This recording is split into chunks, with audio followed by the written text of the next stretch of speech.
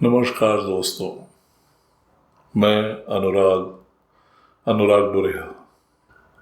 अपने banking career के दौरान और उसके बाद भी जब मैं बहुत से लोगों से मिलता रहा, एक चीज़ जो मैंने ऑब्जर्व करी वो ये कि मैंने लोगों को अपने पर्सनल फाइनेंस में जाने अनजाने में बहुत सारी गलतियां करते देखा। और इसीलिए मेरी रिसर्च का, मेरे अनुभव का निचोड़ ये है कि हम कमाना तो सीख गए, लेकिन जो कमा के आ गया उसको हैंडल कैसे करना है, उसको संभालना कैसे है, उसका करना क्या है, अनफॉर्चुनेटली ये हमें नहीं आया। और शायद इसलिए कि हमें किसी ने ये सिखाया नहीं।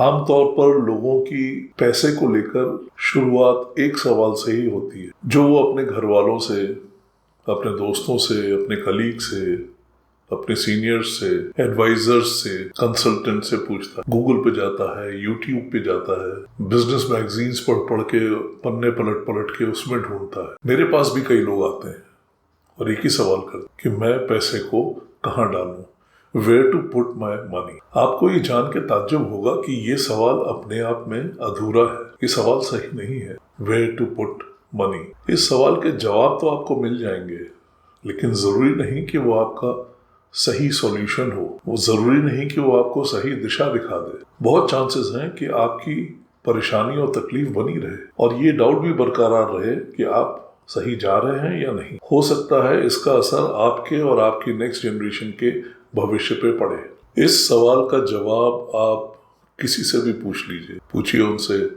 पैसा कहाँ डालें, और जवाब तुरंत आएगा। कोई ये नहीं कहेगा कि मुझे नहीं मालूम। आप 50 लोगों से पूछिए, 50 से ज्यादा जवाब आपके पास आएंगे, और जवाब देने वाला भी उतावला होगा जवाब देने। उसका ज्ञान कितना है, उसको उस जवाब के साथ तजुर्बा कितना है, आपने ये जानने की कोशिश भी नहीं करी, और किसी ना किसी जवाब को आप अमल में ले आते हैं। कोई राय ऐसी है जो आपको क्लिक कर जाती है, आपको समझ में आ जाती है, या हो सकता है जो अभी तक आप सोचते रहे उससे वो मेल खा जाती है। कई बार तो इस सवाल का जवाब घर के बुजुर्ग देते हैं, आपके पिताजी, माताजी, दादाजी, बड़ा भाई, और आप नतमस्तक होकर श्रद्धापूर्वक उसको फॉलो करते हैं। वो बात दूसरी है कि वो जवाब आउटडेटेड हो सकता है 30-40 साल पुराने माहौल के लिए वो सही था और आज के परिवेश में वो सही ना हो, बासा हो चुका हो। और कितने मजे की बात है, एक नल की टोटी ठीक करने के लिए या एसी का फिल्टर साफ करने के लिए या फ्यूज बदलने के लिए हम एक चौथी फेल का भी हेल्प ले लेते हैं।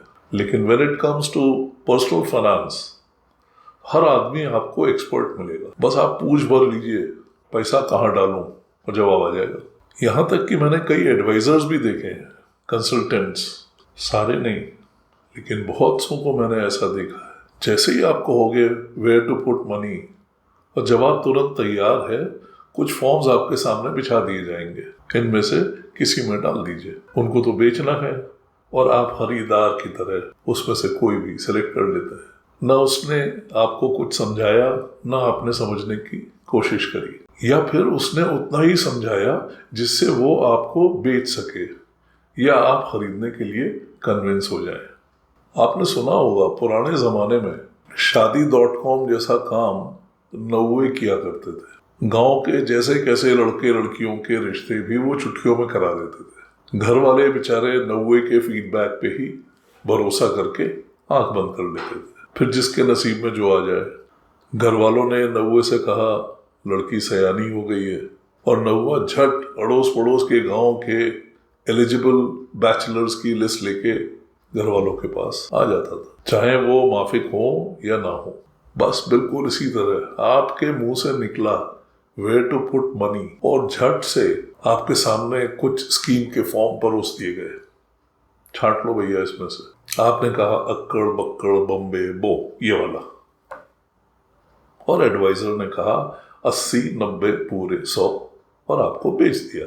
आप भी खुश, वो भी खुश। पैसा कहाँ डालें, ये सवाल मुझे ऐसा लगता है जैसे आप किसी केमिस्ट की शॉप पे गए और उससे कहा भाई मेरी जेब में बहुत पैसा है, कोई दवाई बताओ। है ना अजीब सी बात।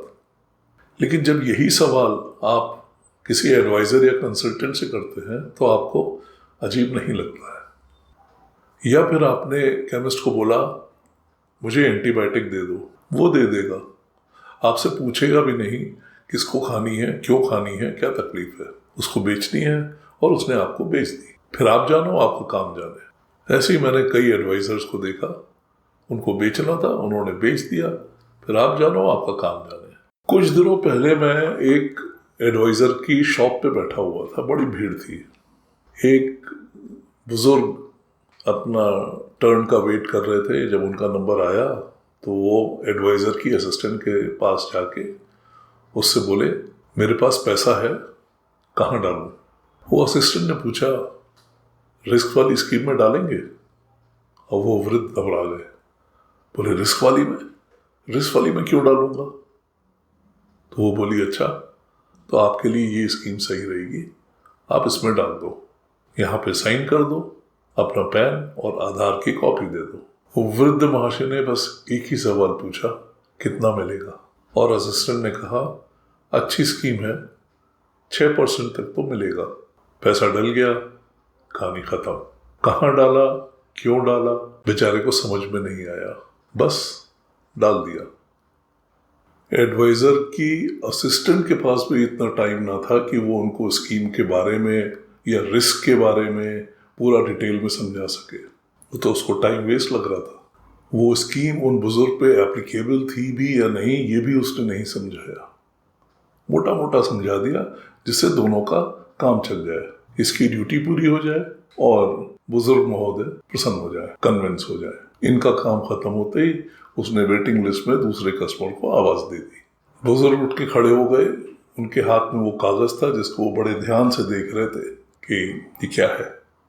बिल्कुल वैसे ही जैसे गांव का एक गरीब अनपढ़ किसान अपने खेत के पट्टे को देखता है।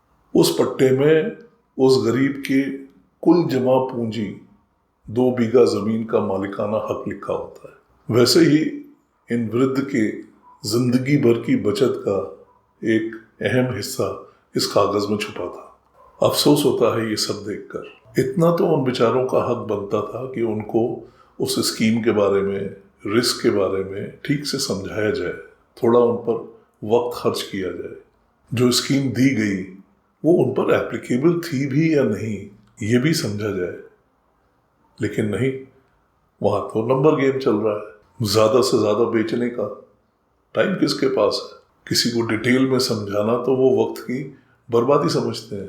मैंने देखा है रिस्क के बारे में भी लोगों की अपनी अलग अलग समझ है, लेकिन वो टॉपिक मैं किसी दूसरे वीडियो में कवर करूंगा। ऐसे न जाने कितने एग्जाम्पल्स हैं मेरे तजुर्बे के अंदर, जिसके अंदर ना तो पैसा डलवाने वाले के पास टाइम था समझाने का और ना ही पैसा डालने वाले को उत्सुकता थी उसे समझने की। खास तौर से यंगर जनरेशन, वो तो पता नहीं कितनी जल्दी में है, उसके पास पेशेंस ही नहीं है। उनको तो हर चीज में एग्जीक्यूटिव समरी चाहिए।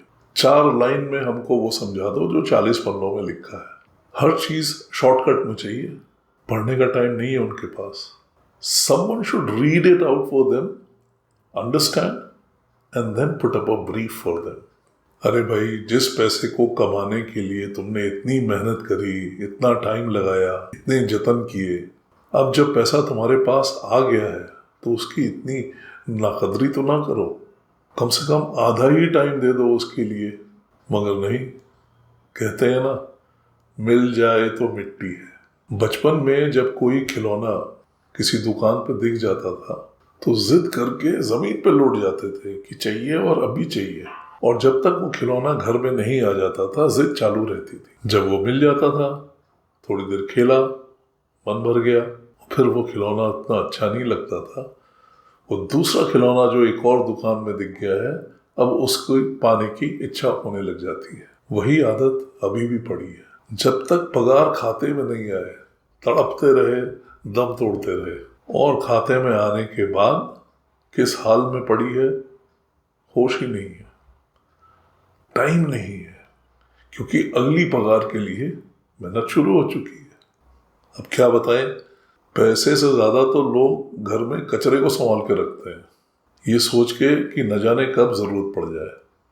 मेरी बात का यकीन ना हो तो घर में ड्रॉर्स में, अलमारियों में, परछत्ती पर देख लो, ऐसे कितने आइटम पड़े होंगे जिनका होश भी नहीं होगा कब से पढ़े, क्यों पढ़े और क्या क्या पढ़े। जो नहीं है उसके लिए तड़पेंगे और जो आ गया उसकी कोई कदर नहीं। आप तो बस पैसा कहाँ डालना है उसकी फिराक में इधर से उधर घूम रहे हो। पैसा हाथ में आते ही आपकी खोज यहीं से शुरू होती है। उस खोज में तरह तरह के फॉर्मूले लगाए जाते हैं। कुछ दोस्तों ने बता दिए, कुछ गूगल और यूट्यूब पे समझ लिए। बस पैसे को कहीं ठिकाने लगाना है। एक बार फॉर्मूला मिल जाए तो हम पैसे को ठिकाने लगा दें, हमारा काम हो गया, हमारे पास से चला जाए। फिर उसका क्या होगा वो भगवान पे छोड़ दिया।